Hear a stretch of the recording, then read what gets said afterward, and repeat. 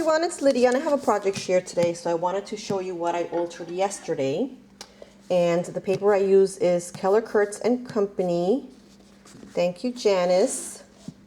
And this is what I altered. I purchased this yesterday at the Dollar Tree. It's a metal charger and it cost $1. And they had, I think 2 or 3 different shapes, but I purchased 2 round ones. And what I created is a magnetic board. I've been dying to try this project. This isn't anything new. There's several of these on YouTube. And what I did was I gessoed it and then I colored it in black paint. And then I went over the black paint in Rich Espresso Dazzling Metallics, and this is by Deco Art. It's a really pretty rich cocoa color. And then I added my paper. I needed to cut a 7.5-inch circle for it to fit here perfectly, and my Martha Stewart circle cutter doesn't make that size circle, so I went to my Fiskars tool. I've had this in my stash forever. I don't even know where I got it, but it comes measurements in inches and centimeters, and you can make up to an 8-inch circle. So I was able to cut my 7.5-inch circle with no problem. So I did that, and I also used some vintage photo to distress the edges.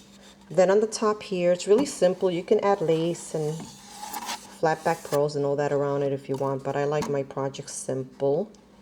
So I have a Julie the Paper Bag Lady Doily, a rosette that Laura sent me, the Robin Laura.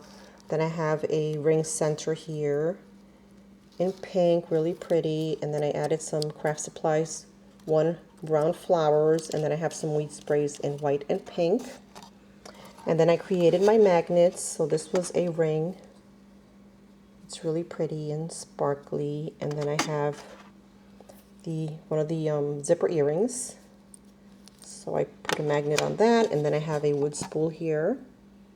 And then I have a button, a wood button, and I just fashioned a bow with some twine, and then I have an acrylic flower.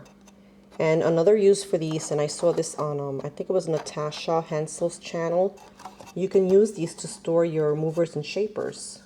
They're not going to go anywhere, so if you want to do that. And then on the back I just colored it in I did the gesso and then I did the metallic paint. And then for my handle I added some pretty brown seam binding, and I added some doilies. You can actually punch a hole in here with your crocodile, but I don't want to punch a hole.